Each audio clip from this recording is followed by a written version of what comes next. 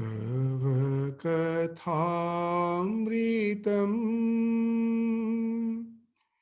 तप्तजीवनम्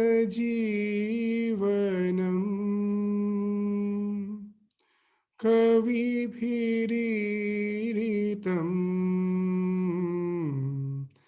कल्मषापहम्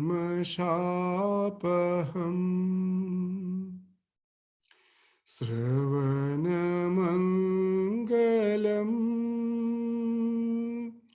श्रीमदाततम्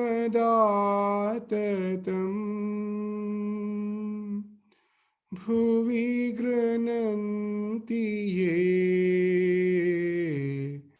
भूरिदा जना.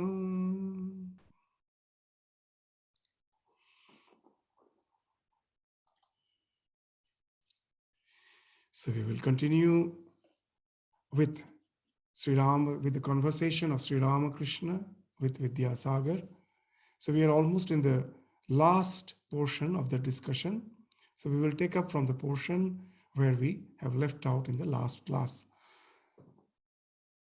So as we found that Sri Ramakrishna, while praising Vidyasagar for the philanthropic activities which he is doing, at the same time he is reminding him that the philanthropic activities by itself won't take us much ahead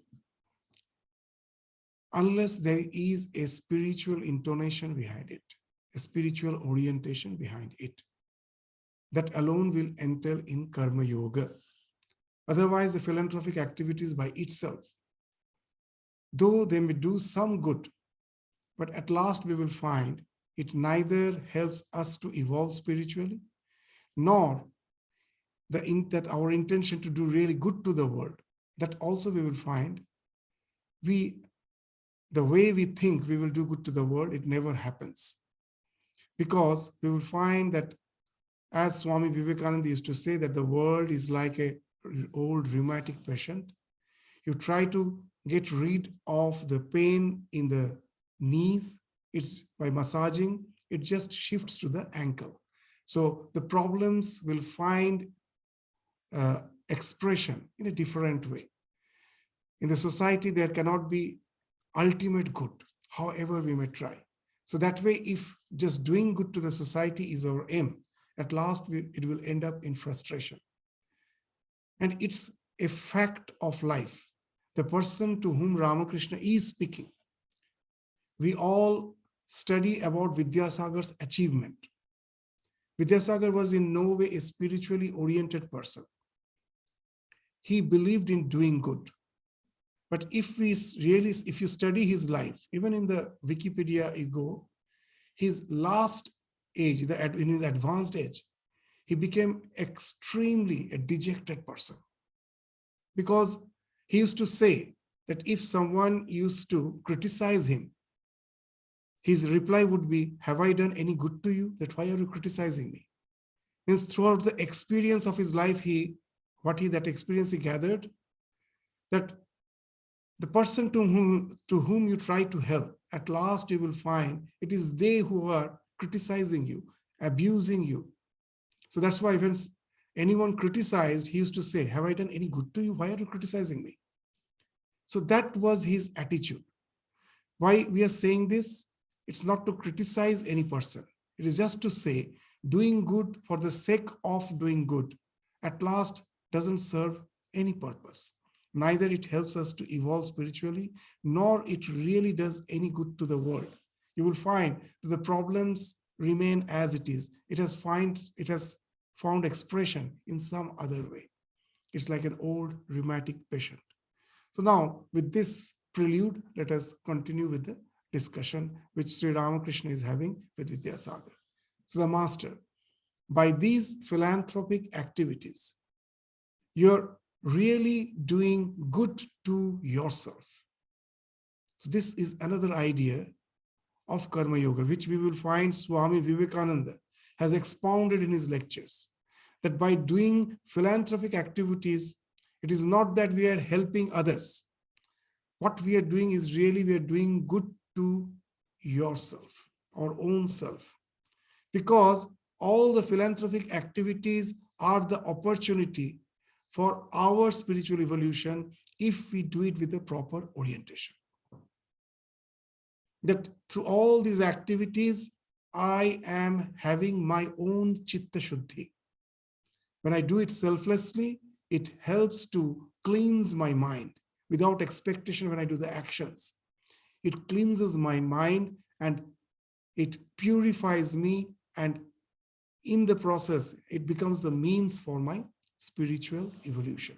As Swami Vivekananda used to say, the world is a grand moral gymnasium where we have all to take exercise so that we become stronger and stronger spiritually. It is a gymnasium where we have to take the exercise so that we become stronger and stronger spiritually. What's the basic idea behind Karma Yoga? That as per my temperament, as per my tendencies, because of my past samskaras, I'm bound to do action. Let me do the action, but let me take out the expectations behind it. That's the cause of my bondage. It's the desires, the expectation of the results, which is the cause of my bondage. I cannot stop the action immediately. The impulse of the past actions, of my latent impressions, past samskara, will force me to do work. So let the work go on. And as I have to do work, let me do it for the good of the world. But at the same time, without any selfish motivation. So this will gradually cleanse my mind and it will lead me to spiritual emancipation. So this is the basic idea behind Karma Yoga. So whenever I am having an opportunity to do a good act, what's the attitude it should be? It is the Lord who has came in disguise of the poor person, of the sick person, of the person who is in need of any help. It is the Lord who has came in disguise of that form. He is manifesting. After it is the Lord who is manifesting as each and every being in the universe. It is the Lord who is finding expression in that form. So I'm not serving that person. I'm actually serving the Lord in that form. If I can see the Lord in the picture, in the deity, which is something inert, I have to think that it is lively and then have to worship it. And when I'm serving a human being, I don't have to just think that it is alive. It is already alive. It is Chaitanya Swarupa. I don't have to do prana pratishtha. Those who know the ritualistic worship, you all will be aware of the fact that there is something called prana pratishtha. That as the deity is something inert, we have to visualize that I am implementing, I am just imparting the prana, the life force into it. It has become lively.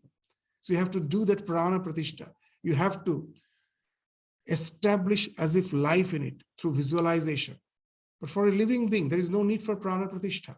As Sri Ramakrishna used to say, that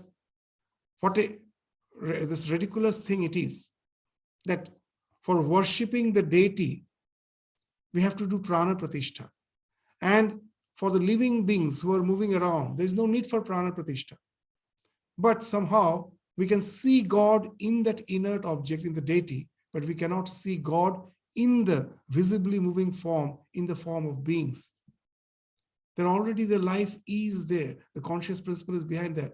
That it's a big, ridiculous thing that I cannot see there. See the Lord in each and every person and take it as an opportunity that God has given you the opportunity to serve him in that form. So that's why Swami Vivekananda, in a very dramatic way, in a very strong, with strong force, what he's told is something very interesting. That it is the giver who should kneel down and give. The receiver should stand. It's not that with a sense of superiority, that I am the giver, that from a high pedestal I am giving. It is I who have got the opportunity to serve. So with that humility, when you do the service to each and every being, wherever the scope, wherever the opportunity comes, that transforms into karma yoga. So that's the idea behind this line, that by these philanthropic activities, you are really doing good to yourself.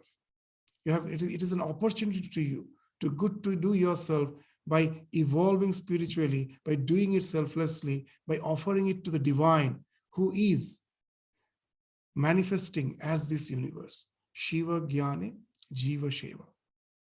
Think the Lord in the Jiva. Don't take it as the Jiva. He's the Shiva. The Shiva is enshrined there, thinking that when you do the same thing, offer all your service to all the beings, not only human beings, to all beings, thinking the Lord is present in that person, in that being, that becomes karma yoga. So it actually does good to myself. So if you can do them disinterestedly, then after saying this, that it is actually you're doing good to yourself. How you can do good to yourself? The next line Sri Ramakrishna is saying, if you can do them disinterestedly, your mind will become pure and you will develop love of God. As soon as you have that love, you will realize Him.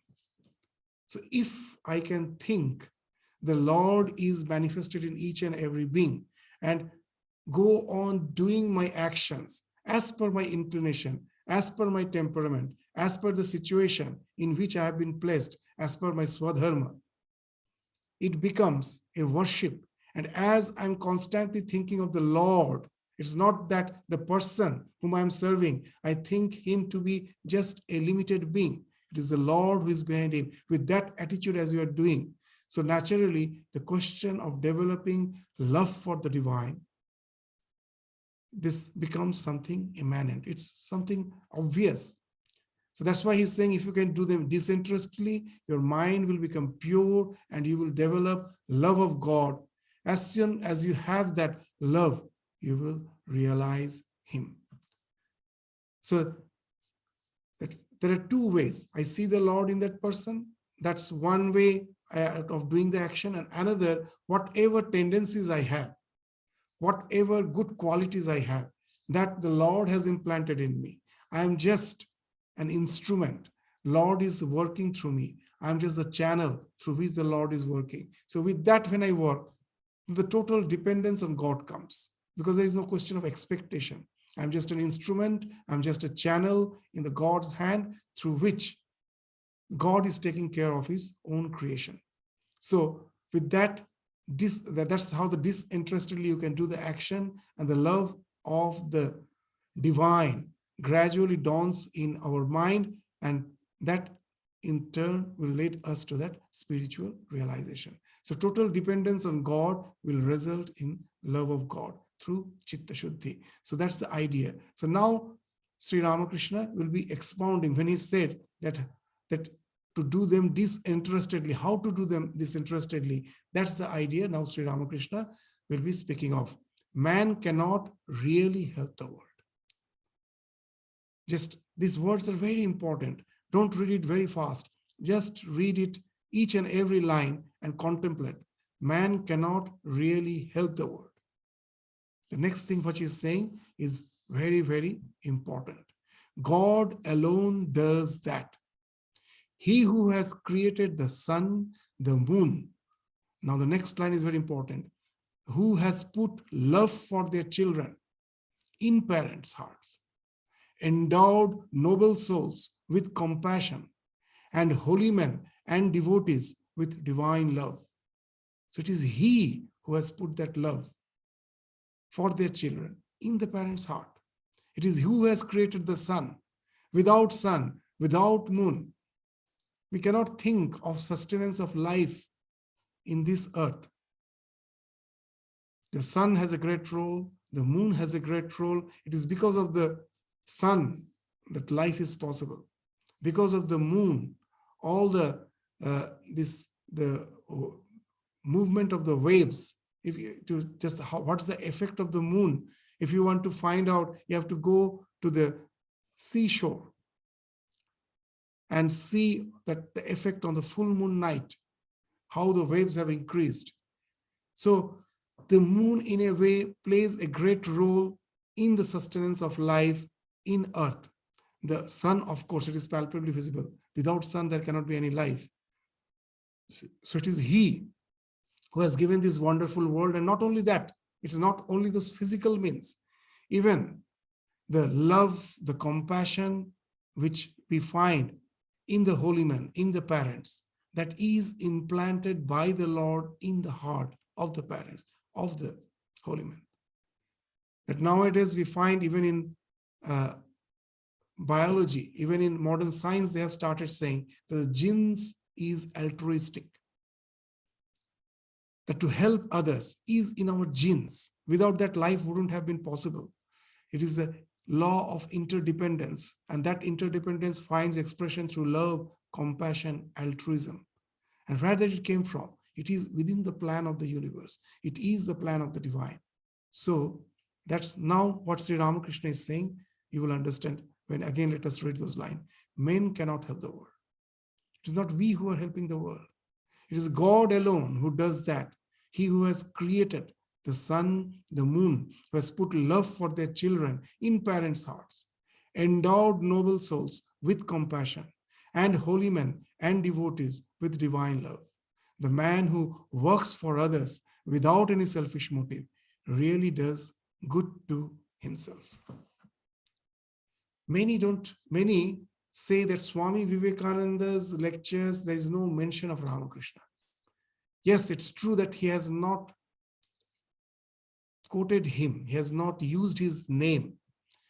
Because when he was preaching in the West, no one knew Ramakrishna. That name would have mattered nothing. But what he was preaching is nothing but Ramakrishna and Ramakrishna alone. You read the entire Karma Yoga of Swami Vivekananda. It is just you can say the commentary of these few lines, the entire Karma Yoga of Swami Vivekananda. These few lines in which you will find the entire Karma Yoga is based upon. Man cannot really help the world. God alone does that. He who has created the sun and the moon, who has put love for their children in parents' hearts, endowed noble souls with compassion, and holy men and devotees with divine love. The man who works for others without any selfish motive really does good to himself. There is gold buried in your heart, but you are not yet aware of it. It is covered with a thin layer of clay. Again, you will find the wonderful definition of education, of religion, coined by Swami Vivekananda, is nothing but the reflection of this line. What Swami Vivekananda has defined, how Swami Vivekananda has defined education? Education is the manifestation of the perfection already in man. The perfection is already within. That has to be manifested. What is religion? Religion is the manifestation of the divinity already in man. So these are the words of Swami Vivekananda. Is it in any way different from this simple line of Sri Ramakrishna? There is gold buried in your heart, but you are not yet aware of it. It is covered with a thin layer of clay. Remove the clay, the gold manifests. This words of Sri Ramakrishna is wonderful. It actually, you'll find its reflection in a real story, which happened much later. Ramakrishna passed away in 1886, and this is a story somewhere in 1960s, which exactly that story relates to this words which has been spoken of here. There is gold buried in your heart, but you are not yet aware of it. It is covered with a thin layer of clay. It's a story which really happened in Thailand. In Thailand, there is a golden Buddha. There is a golden Buddha. There's a lot of people go to visits that golden Buddha. And there is a history behind it. What's the story? That in most probably in 1960s, in Thailand, the government took a project of networking the entire country with high roads, these roads, highways, for what you say that the easy networking and transportation, the entire country was to be networked by these highways. So when they mapped out where all the highways will be going through, so there were many buildings, many landmarks which had to be demolished and had to be replaced and had to be, it has to be relocated. So there was one such old Buddhist monastery, which was on the highway, on the highway, as per the project, where the highway is going through, a Buddhist monastery was there. So that had to be relocated. From the government, there was a proposal that we are going to give you the compensation, the land. So please, you just think of relocating. So the work was going on. The new building was constructed. So it was the time for the monks who were residing there to relocate. So all the furnitures and other antiques that were already transferred, at last they thought there was a huge statue of Buddha. It was a clay statue made of clay, a huge clay statue of Buddha. So they thought to relocate this statue to the new premises. So it was a huge Buddha statue made of clay. So it was not possible for them to just manually replace it. So they had to take the help of the crane. And when the crane was trying to pull it up, it was in the evening, it started drizzling. And as it was made of clay, by its own weight, it started just developing some crack. And the drizzle, because of the drizzle, the clay also became soft, and the crack was becoming bigger and bigger. And there was a chance that the statue will collapse. So the abbot, the head of the monastery, immediately ordered, please bring it down. We will think how to replace it later. For the time being, please bring it down. And as it was already exposed because of the rain, immediately with a tarpaulin sheet they covered so that the rain may not damage it. Now it was night. Few hours have passed and it was night. Now the abbot thought, let me go and see what's the condition of this clay Buddha, the statue. As it's drizzling, as it is in the outdoors now, because the crane has brought it from the covering to the outdoors, but it couldn't lift it and take it to the other place. It was not possible. They had to keep it. But now it was in the outdoors. It was just covered by the tarpaulin. So now the abbot thought that let me go and see in what condition the statue is. So when he went, he took a torch. As it was night, it was dark. He removed the tarpaulin sheet and focused the torch on the statue of Buddha. And when the light fell on the crack, the small crack which has already developed, now the abbot was a bit surprised. He saw something shining. From within the crack, something was shining. So he went near and tried to focus, and he saw that something is there inside the clay, which of course should be metal, which is shining. So he was curious. He asked the other monks also to come, and they brought some chisel and hammer, and they wanted to broaden the crack to see what's there which is shining. And as they gradually started opening up the crack, the clay started falling off. And at last, what they discovered was something they were amazed. There was a shining golden Buddha inside that clay statue of Buddha. And they were surprised. They never knew from where it came. They always had the idea that it is a clay Buddha. So immediately, the archaeological department came to find out from where that golden Buddha came. So now after a lot of research, what they found was something very interesting.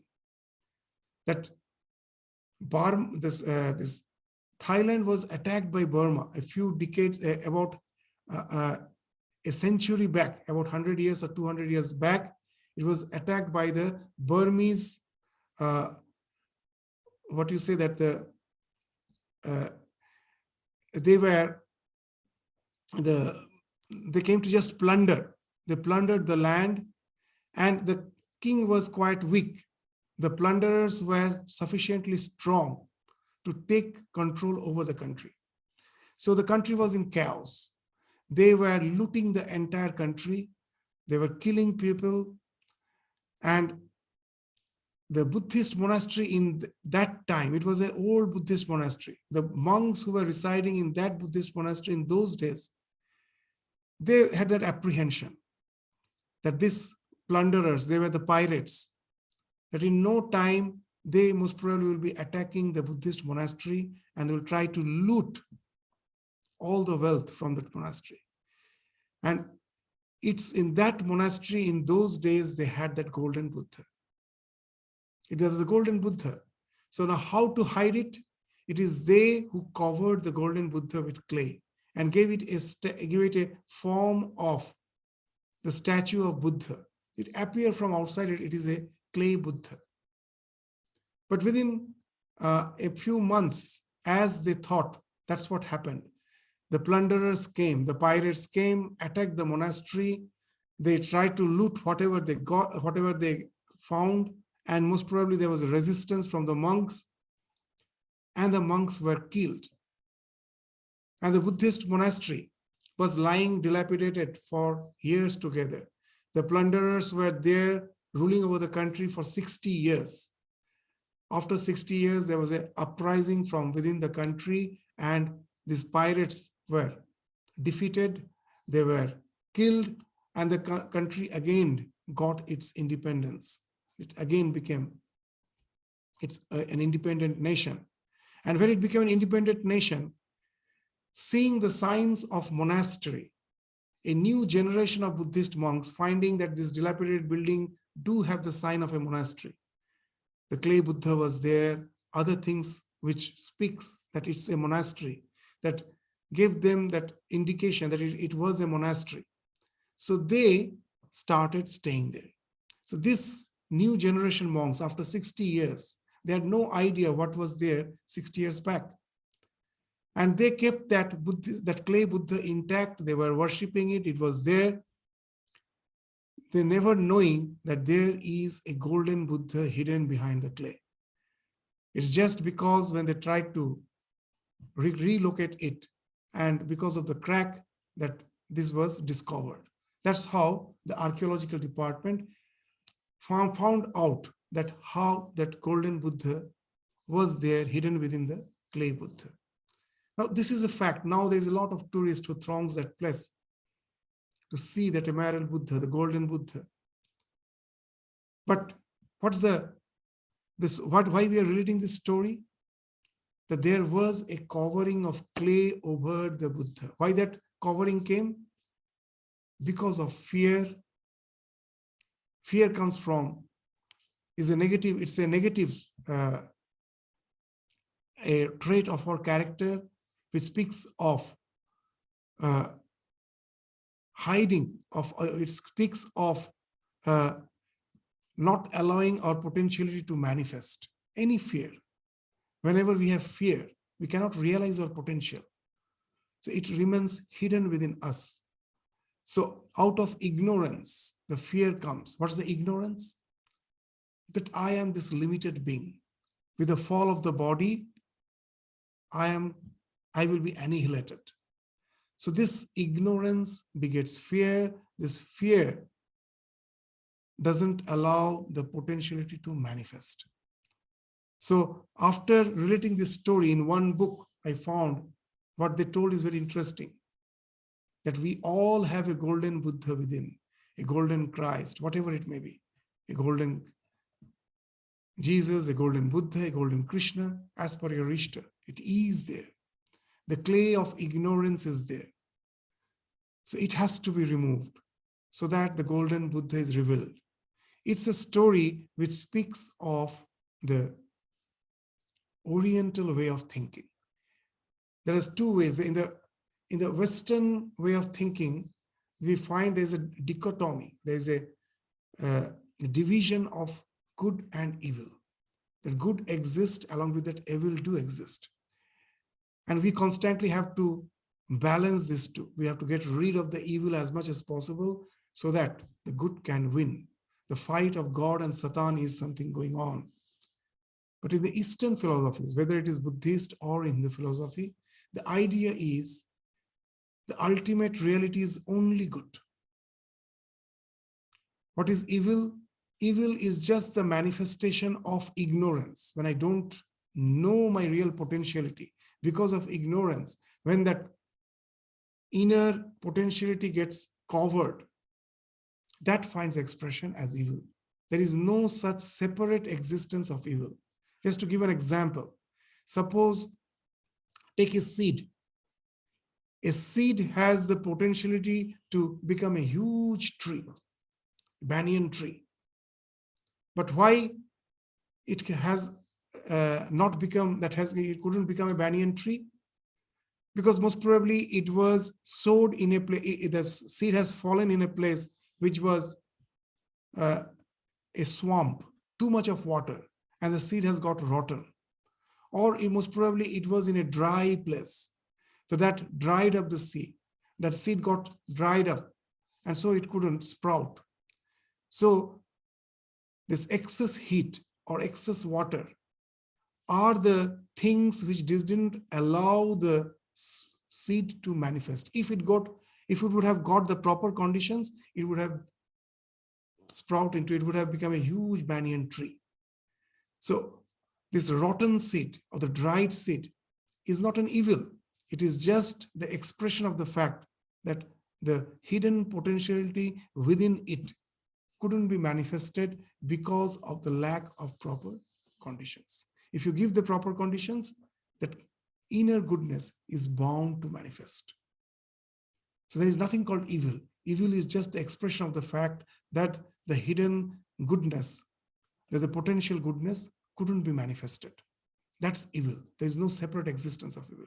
So that's what now you will find in the simple words of Sri Ramakrishna, that there is gold buried in your heart, but you are not yet aware of it.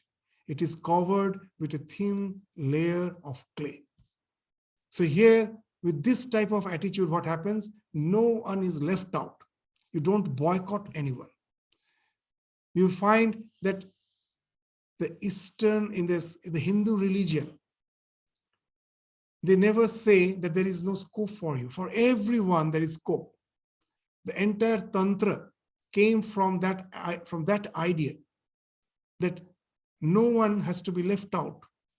If the child has gone down to the gutter, because it doesn't know that what is hygienic, what is unhygienic, it has gone down to the gutter playfully, and the mother is calling, please come, it doesn't come. The mother, out of compassion, has to go down to the gutter to bring the child back and cleanse it. So if our so-called religion cannot come down to the person to pick him up, that what's the use of that religion? And that's why we find there is this Vedic religion is so vast that there are some sattvic practices, that those who have those sattva guna, for them it's devotion and all those things have been prescribed. But those who are submerged in all the so-called baser instincts of life, they have got totally obsessed by them. What's the way out? Religion has to prescribe ways for them to pick up from there, because no one is evil.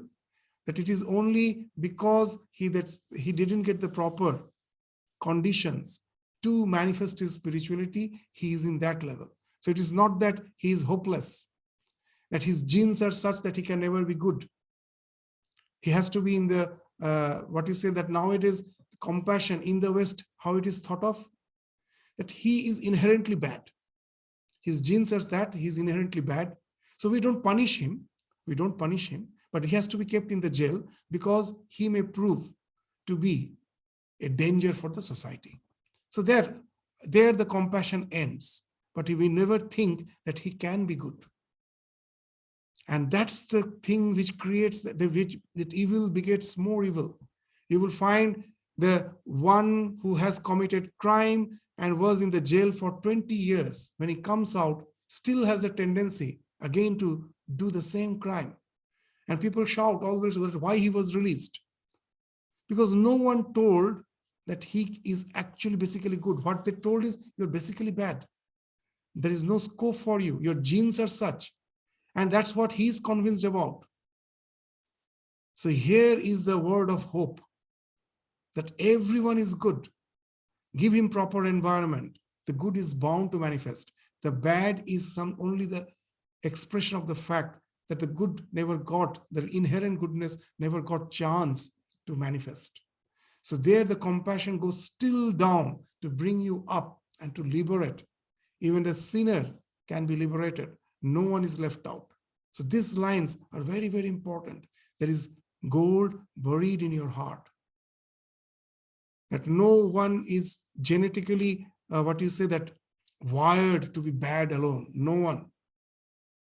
However, with this type of ideas in society, we find so much of evil goes on prevailing.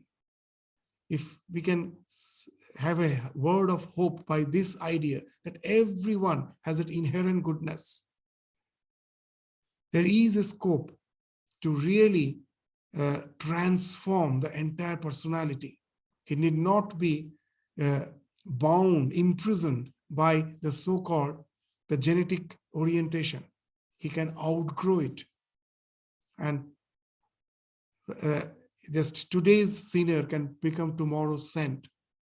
And that's what Sri Ramakrishna, the simple lines. So it gives us hope that there is gold buried in your heart, but you are not yet aware of it. It is covered with thin layer of clay. Once you are aware of it, all these activities of yours will lessen. After the birth of a child, the daughter-in-law in the family busies herself with it alone. Everything she does is only for the child. Her mother-in-law doesn't let her do any household duties. It's the same example which Sri Ramakrishna gave just a few paragraphs back, which we were studying in the last class. The same, to just reinstate his statement, he's again repeating that same example, that when the child is born, where devotion has developed, it has bloomed, the other activities are bound to fall off. It happens spontaneously. It's not that you have to forcefully get rid of them. You will be in such circumstances where you find that you can engross yourself with more and more of the devotion. So that the mother-in-law is the God who will reduce your work and keep you in that situation. So this why he's saying to Vidyasagar all this thing? Because Vidyasagar thinks that philanthropic activities are the be-all and end-all of our existence. That's the ultimate aim of man, just to do good to the society. So that road cleansing philosophy that they say, that Swami Vivekananda used to say, is a philosophy which says that just keep the society clear, keep the roads clean, the parks clean, make everything properly accessible to the public, there your work ends. And after that, we find that with so much the psychological issues are prevailing in the society, with all the helps and everything. Why? Because that cannot be the be-all and end-all of our existence. So with all those good works should at last help us to cleanse our mind so that we become more and more spiritually oriented.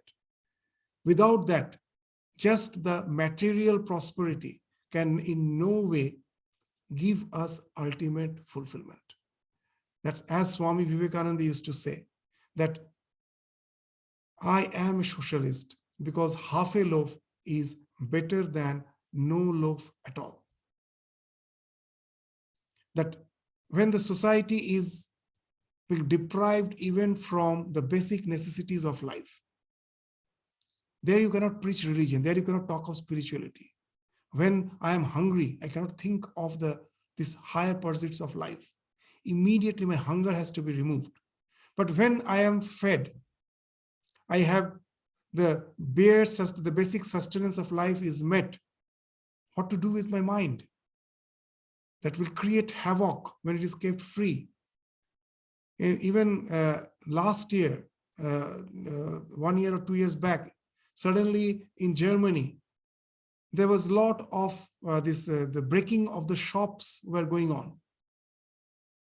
It happens, it's not only that last year it happened, many times that in an affluent society, when you have a lot of leisure, the government gives dole if you are unemployed, and the people tend not to act, and then they don't know what to do with their mind. They just do without any reason, they will be destroying the things. When they find that life has become hell for them, they just make it hell for others without any reason, and destructive activity they get involved. A free mind is a devil's workshop, is a fact.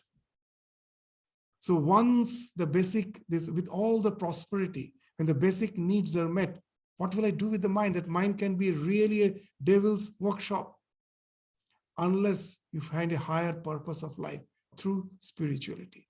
So this is that's why that's when he says I am a socialist, because half a loaf is better than no loaf at all. That's Swami Vivekananda is saying. What it means that when I am hungry, I of course have to fill up my stomach, but that is just half loaf. It is taking care of my physical needs. After that, I'm just half fed. After that, I have to be fed properly by taking care of the higher values of life.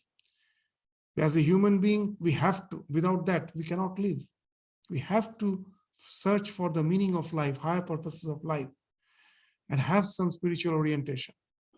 And unless we have it, the life cannot be fulfilled. So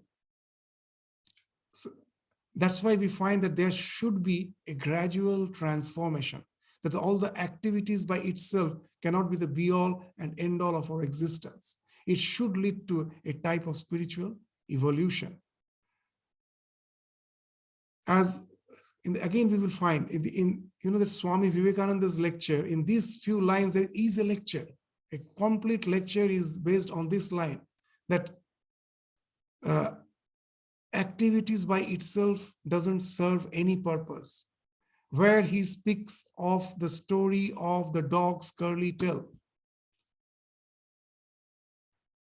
that in this world, when you think that by your philanthropic activities, you're going to change the course of the world, it's just like the dog's curly tail. It can never be straightened. That's the story which Swami Vivekananda brings. And that story again is in the Gospel of Ramakrishna. If you really read Swami Vivekananda's complete works and the Gospel hand in hand, you will find it's just a commentary. Ramakrishna's Gospel's commentary, Swami Vivekananda's complete works is a commentary of the Gospel of Ramakrishna. In Karma Yoga, he relates the exact story which Sri Ramakrishna has told to the devotees. He is speaking to the Western audience of the dog's curly tail. So these activities by itself doesn't serve any purpose. At last we find, as we were saying, that the problems just manifest in a different way.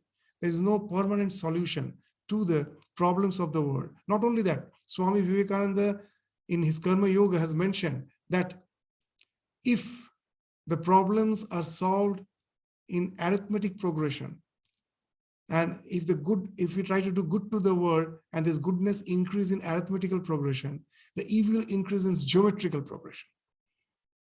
We will find that with all our attempt to do good to the world for the last 1,000 years, you show the history, we will find that we have made a more and more complicated society. In no way the problems are solved. So just trying to make a better world by itself is going to make us a frustrated human being. We will never find solution there. Our attitude should be that this world, we don't know that what is the ultimate plan of the divine. One thing is sure, it's not that that God has sent us to create a heaven here.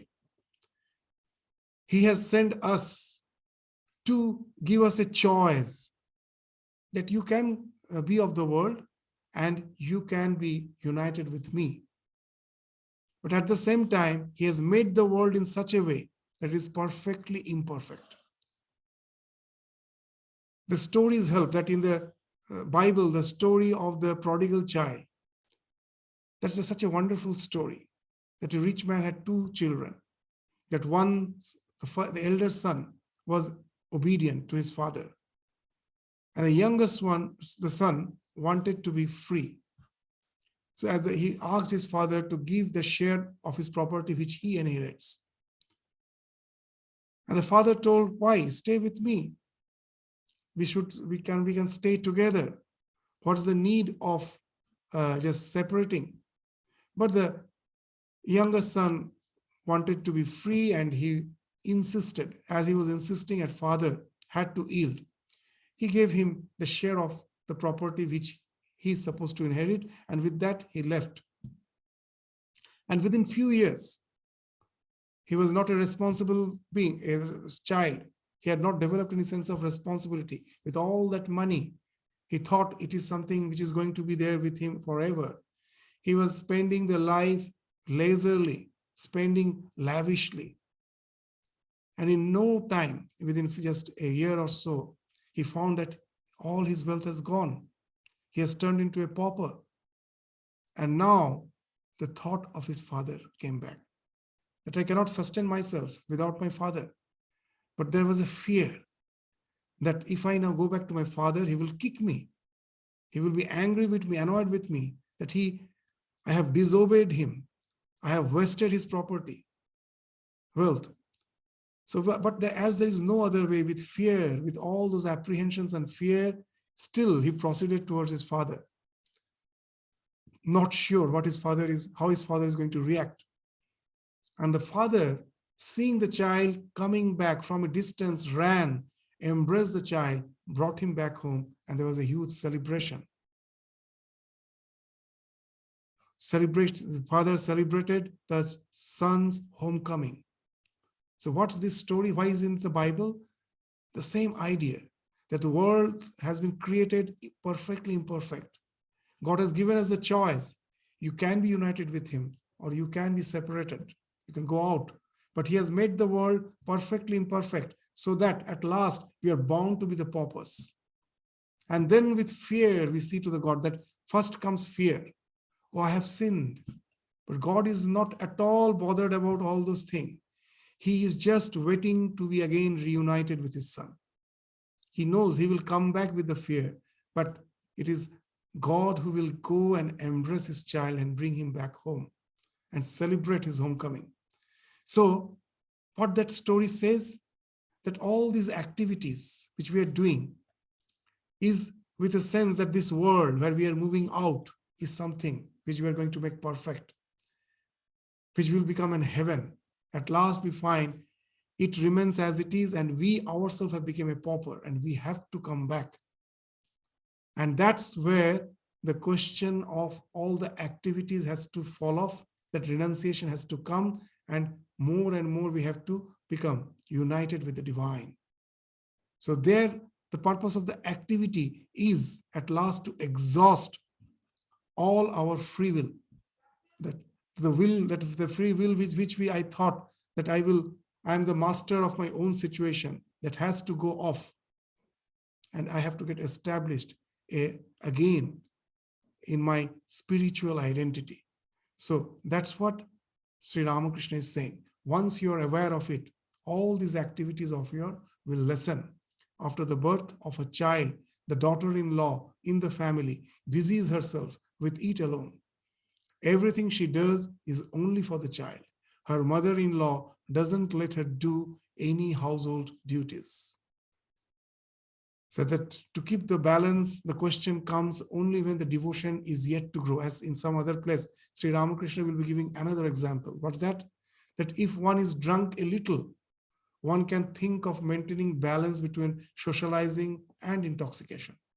So that you are most probably in a party and there the drink is being served. So as long as that you have taken just a little, that intoxication has started working, but still you can maintain the socializing. But if you get too much drunk, the socializing has to fall off. You get so intoxicated. So here also, the same thing Sri Ramakrishna is saying, that all the activities, with these activities, when I develop devotion, at the beginning, it may be that, yes, that I can think of taking care of my responsibilities and have little devotion. Work and worship at the beginning. Work and worship goes hand in hand. Work and worship. And then what you say, that the work gets totally transformed. The work becomes worship because you are seeing the Lord everywhere. It's no more work and worship. It's work is worship. When the activities lessons, it for some it may be so that he gets totally intoxicated with the divine, and for some others it may be so that he's still continuing with his action, but with a total different orientation. That it is no more the actions with the idea that he is acting out of his responsibilities. It is just seeing the Lord in the world out of devotion. He goes on with his responsibilities. In that case, the activities no more remains as the activities.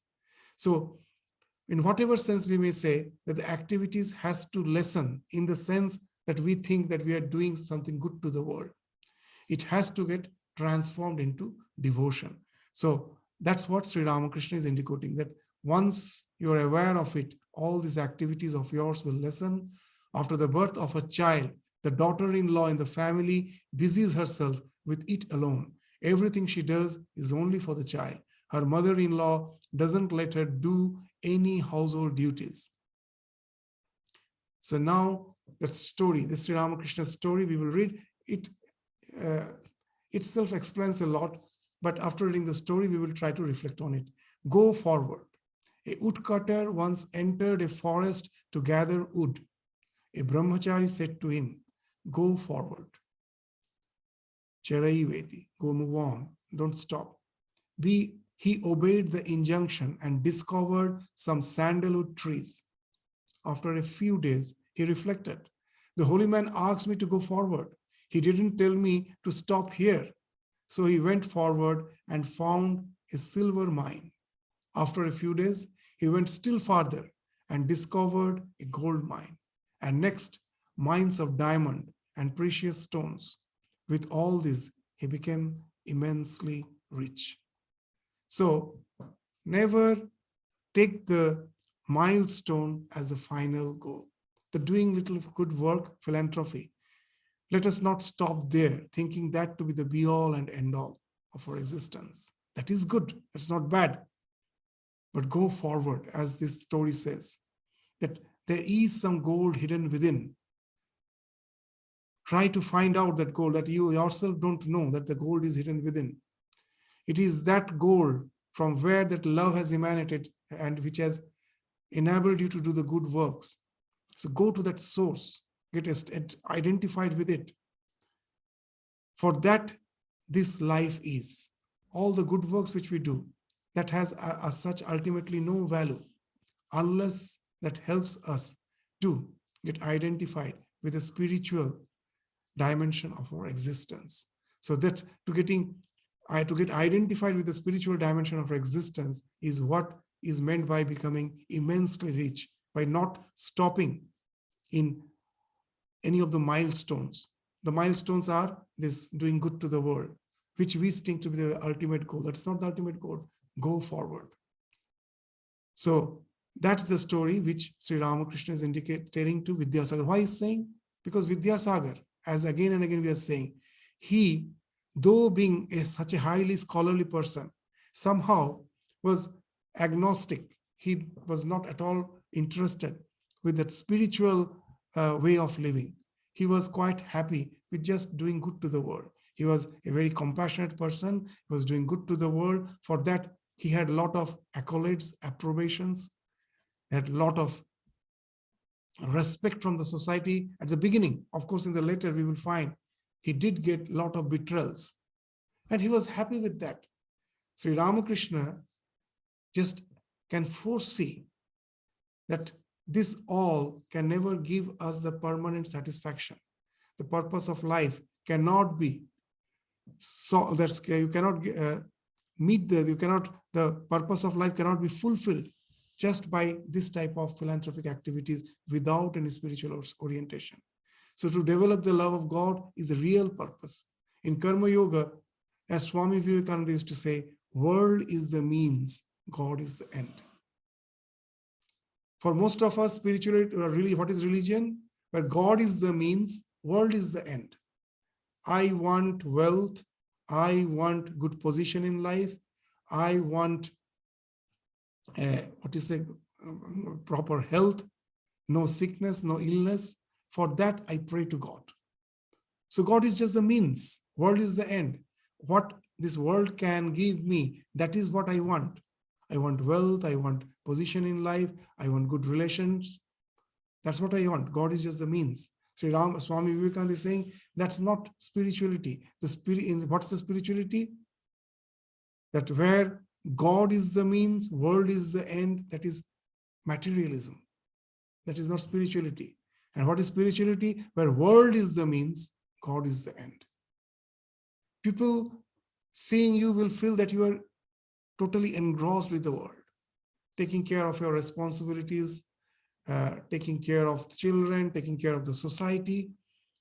And people will think that he is a man of the world. But in the bottom of your heart, you know that these all you're doing disinterestedly, knowing very well it is God's samsara. God has placed you to take care of these responsibilities you are doing just with a sense of service. But in no way you are attached to that. As there is a saying goes that sadhu hobe, sadhu sajbe na. Grihi sajbe, grihi hobe na. That in translated in, if you translate in English, what it means? That pretend to be a householder. Don't become a householder. But become a holy person. Don't pretend to be a holy person. You will find that in our life, we just do the opposite. We pretend to be a holy person, but we are extremely attached. We are the householders, but we have to just do the opposite. We have to pretend that we are householder. People seeing us will feel we are attached, extremely attached. But there's a total different orientation that I am doing it, knowing very well that this is not mine. This is that God has kept me in this, just the way the maid servant does all the work in a rich man's house. She says, verbally she will say, my house, knowing very well that is not her house. My children, pointing to the landlord's children, the rich man's children, will say, they are like my children, I take care of them. But at the bottom of her heart, she knows they are not her children. So that's the way we have to live in this world. The world becomes the means, but the goal is something different. That God is the end. World is the means, God is the end. So that's the way we can gradually move forward. As we will find in the life of Sri Ramakrishna, his instructions are so interesting that a widow once came to Ramakrishna and told that she cannot meditate. Whenever she tries to meditate, she was a widow. No one, she had no immediate family, but she was taking care of one of the nephews. That she had a nephew, and that nephew was most probably orphan, and now she was so attached to the nephew, that so much drawn to the nephew, that whenever she used to sit for meditation, the thought of the nephew would distract what he's doing. This was a very small boy. Is he in some danger? Because after all, he's an innocent. So that all these thoughts will distract her, will never allow her to meditate. That's what she confessed. Ramakrishna very plainly told that why do you think of meditating separately? Whatever you have to do for this small child, this nephew, you do, with the idea that it's not your nephew. You are serving Gopala, the baby Krishna. And there was an exuberance of devotion in a very short time, which was palpably visible by all. So that speaks of the world is the means, God is the end, when we change the orientation. So That's what Sri Ramakrishna is speaking. Go forward. Don't take that, yes, to take care of the nephew is a good thing, but that we can convert into spirituality when we have that proper orientation that, yes, I am serving the Lord in him. It's not just my nephew. That's how we can go forward. And that's what he's indicating, Vidyasagar, that not mere philanthropic activities, which without devotion at last will make us realize that the world is a dog's curly tail. It will just make you a total frustrated being with no spiritual evolution. So go forward. Don't stop there. It's good what you're doing, but go forward. This should result in Chitta Shuddhi, and that should result in spiritual evolution. That's what Sri Ramakrishna is indicating. See, he's almost in the end of this discussion. So just a few more paragraphs we will take up again in the next class before we end this section of the Gospel of Sri Ramakrishna. So with this, we stop our discussion today. Thank you all. Namaskar.